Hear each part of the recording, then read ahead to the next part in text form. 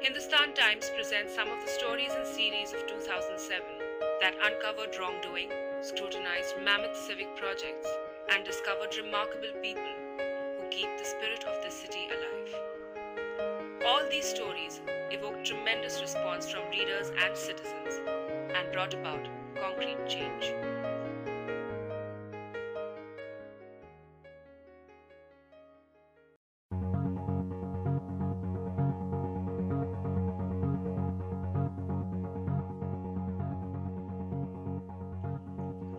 The three-part investigation clinically documented the municipal corporation's large-scale de facto privatization of public grounds in Mumbai, one of the world's most space-starved cities. We exposed how the municipal corporation planned to give away 49 huge public grounds to politicians for building private clubs under the guise of a caretaker policy. We described how the corporation had made it difficult for citizens to maintain much smaller public grounds by making its adoption policy vastly more complicated. Under tremendous public pressure, the junior Minister for Urban Development said he would not approve the open space policy as it stood. The city and suburban collectors also cracked down on 14 gymkhanas, telling them that they must give the public access to their grounds, which they had leased from the state.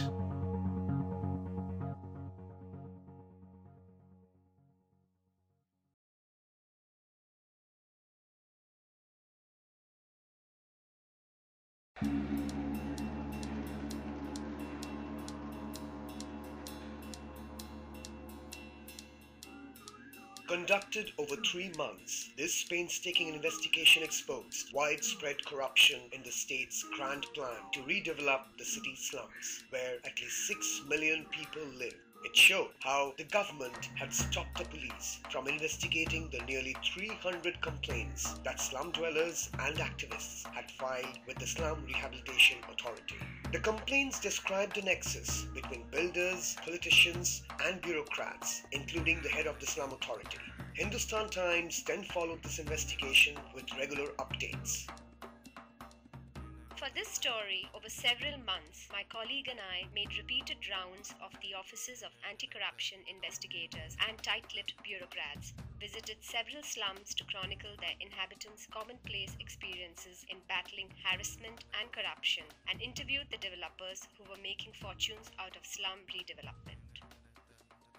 This series became part of the evidence included in a public interest petition asking the Bombay High Court to order a criminal investigation into the complaints. The court is still hearing the matter.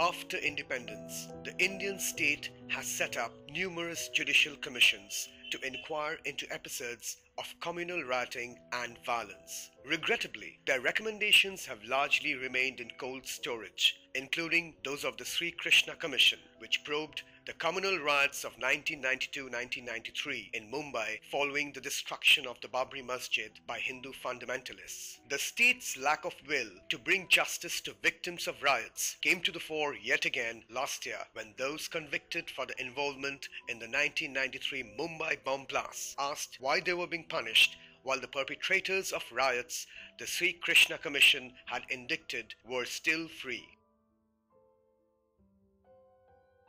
Will obtain documents that human rights activists had procured through the Right to Information Act and showed that successive governments had done little to prosecute those indicted by the riot panel. This miscarriage of justice spurred us to revisit the past and remind the city of the ordeal families had faced in 1992 and 93. It was a tough task to track families down based on addresses registered at police stations more than a decade ago. After 3 weeks of chasing lawyers, going through records at police stations, and poring over the voluminous Sri Krishna Committee report, we laid bare the enormous and irrevocable damage to people's lives and relationships this gross injustice has caused. It still remains Mumbai's festering wound.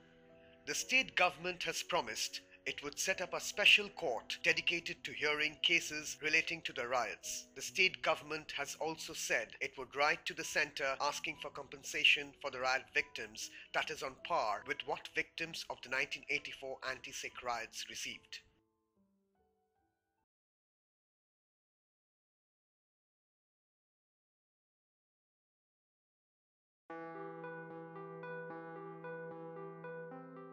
They do not seek fame, do not yearn for power, and do not command even modest sums of money. They are driven not by such external parameters, but by deep inner convictions. Quietly and relentlessly, they work to help people and to bring about social change.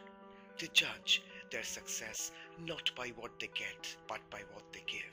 For over 2 months, Hindustan Times scoured the city for such people. After successively pruning several lists, we honed in on and profiled 15 people who make the city a better place to live in. Each of the 15 people we featured in our Spirit of Mumbai series was something else. When the people I interviewed thanked me for my time, what I felt but didn't say was that I should be the one doing the thanking. I felt fortunate for the opportunity to spend time with the people who keep the spirit of Mumbai alive and give people better lives, while others like me are busy chasing stories and worrying about home loans and burnout. The series elicited an outpouring of responses from readers looking to contribute to the causes of these remarkable individuals, as well as those looking to avail of their services. The series, therefore, not only gave an impetus to several causes, but also helped citizens find help. We also hope it helped redefine what it means to be successful.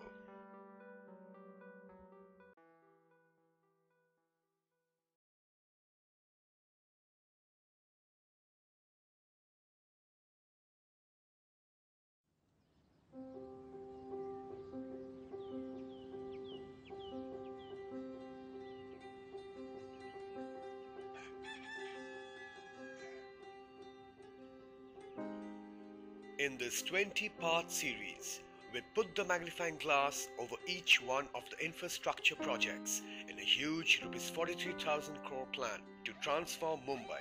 For 3 months, our journalists scrutinized these projects, talking to government officials, ordinary citizens, and experts. We tapped the perspectives of experts in 10 different countries to see whether our planners were judiciously adapting the best global ideas. What we ended up with was not only a report card of where the makeover now stands, but also provided a pointer to where it could and should go if Mumbai is truly to become a world-class city. The series evoked an avalanche of letters from readers, independent planners, and experts, and the Mumbai project's microsite on the internet has received more than 80,000 page views.